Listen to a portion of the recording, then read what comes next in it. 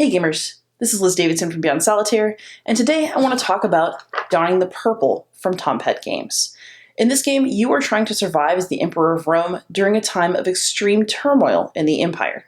In a multiplayer game of Donning the Purple, you and the other 1 or 2 players are vying for the most victory points, and you're going to be swapping roles between being a senator, being the Emperor's heir, and being the Emperor him or herself. However, in this solo game, you are just the Emperor, and you are trying your very best to hold together an empire that is falling apart. Every turn begins with incoming enemies, which means that you're going to roll a die, and depending on what you roll, you're going to be adding enemies to the board.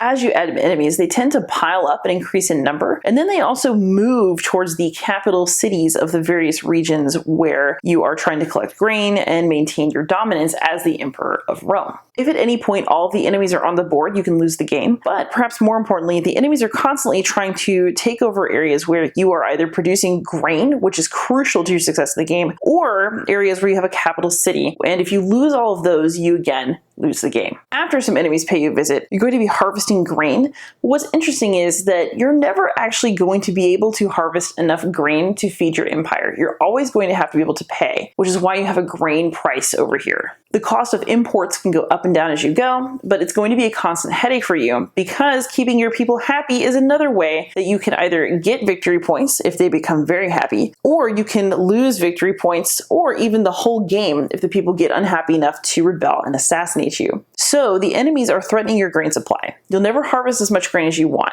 You'll always have to purchase grain at the end of the turn if you want to keep your people nominally happy. In addition to holding together the entire empire, you as Emperor are going to have to earn more victory points than the Senate, which is going to keep growing, or at least your enemies there are going to keep multiplying, and that's going to attempt to assassinate you every single turn. And what more can happen, you ask? Well, most of that's going to be coming from the event deck.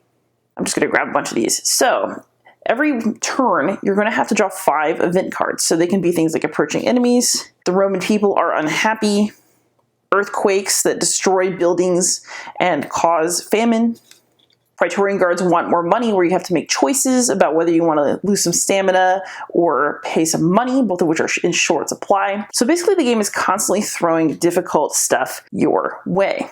Then what can you do about it? Well, there's several actions that you as a player can take, and if you take them in the right way and in the right combinations, you at least have a chance at remaining in power as the Emperor and doing so in style and getting the most victory points. So as the Emperor, there's several things that you can do to improve your own situation and to try to gain more power within the Empire. You're going to have a limited amount of stamina, so once these stamina tokens run out, and you can use up to 5 per turn, you die.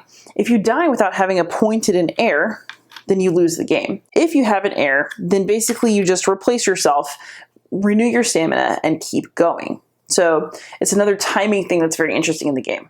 Aside from choosing an heir, you're going to have the option to train and move legions, so it helps you clear out enemies. Clearing out enemies is a way of making money and gaining other bonuses, so fighting is actually a pretty good thing to do in the game. You also have the chance to build a lot of buildings, such as aqueducts, which make the people happy and also prevent famine from striking certain areas of the board. You can build monuments, which give you little bonuses as you build them, and you can also build estates, which give you money the more of them are out on the board. If the legions aren't enough, you can move your own pawn to take out some enemy pieces, which is awesome, and you can bribe senators, which means that you can start staffing the Senate with your own people instead of the ones who are opposed to you. You also have the option to assassinate pesky senators who are giving you trouble. Throughout the game, you're going to be drawing plot cards, which, unlike the event cards, which are entirely bad, are all useful in some way, although I will tell you that some are significantly more useful than others, to the point where I'm slightly concerned about balance issues. Some plot cards only allow you to receive money, or you can use the strength when trying to either take out an enemy army or prevent yourself from being assassinated. Receiving 5 money is good, but something like this one, moving the grain space up or down, can save you a lot more money than you would gain. A free senator is never a bad thing, and this card is very powerful. Or you can get something as wild as all of your estates generate double the amount of money this year, plus a strength 4, which is a whole lot of money, depending on how many estates you've built. Using the plot cards well is an important aspect of the game's strategy, as is using the forum cards, which are drawn once per turn. Forum cards are like having an extra action that you leave your stamina on permanently and you never recover it, even when you become your own heir. But you can get some interesting actions from these as well. So for the rest of the game, if you give up stamina, you can get +1 strength, +1 movement, which might be a sacrifice you consider worth it. Other 4M cards allow you to pay stamina to do things like remove negative victory points.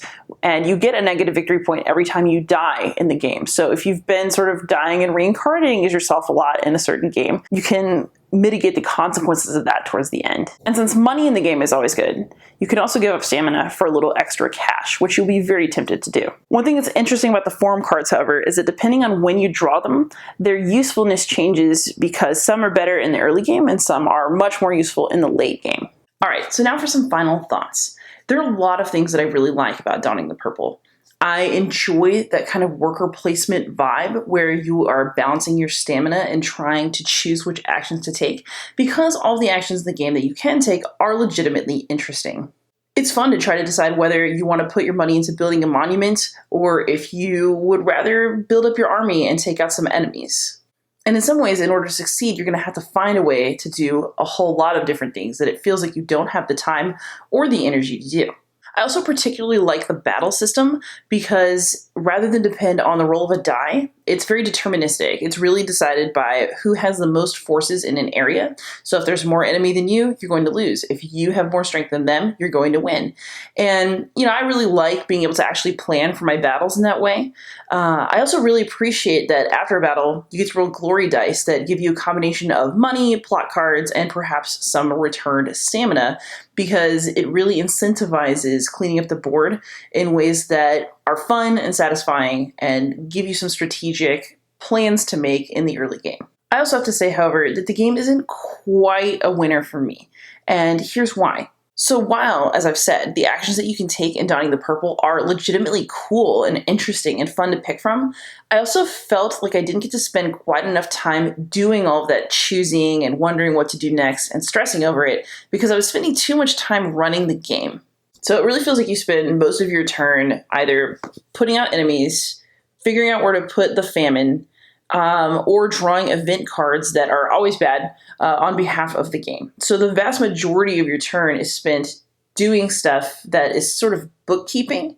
And then by the time you get to your own turn, you just do crisis management instead of feel like you're using those actions to execute some sort of grand plan.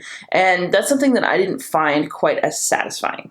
I also think my issues were compounded by the fact that I was playing solo. Donning the Purple is originally intended to be a game for 3 people to play semi-cooperatively and also at the same time vie for influence against each other and plot against each other. And I think that without that backstabbiness that I would get in a multiplayer game, that the solo game loses a little bit of something. It's definitely difficult and challenging and puzzly to play it. And I would say that it's stressful in some of the right ways. I really did like my plays of the game and enjoy trying to figure out how to use my actions to maximize my success in the game. However, it didn't quite feel as satisfying, partially because I spent so much of my turn managing the game, and then partially because I didn't feel like I had anybody to execute a Grandmaster plan against, which I think would have really sweetened the pot for me. So, as a solo player, I'm giving Donning the Purple a 6 out of 10. It is a decent game with a lot of really interesting elements, but it also doesn't completely hit a home run in my opinion. Happy gaming! Thanks so much for watching another Dice Tower video. If you enjoy our videos, subscribe to the channel for more fun, comprehensive board game coverage.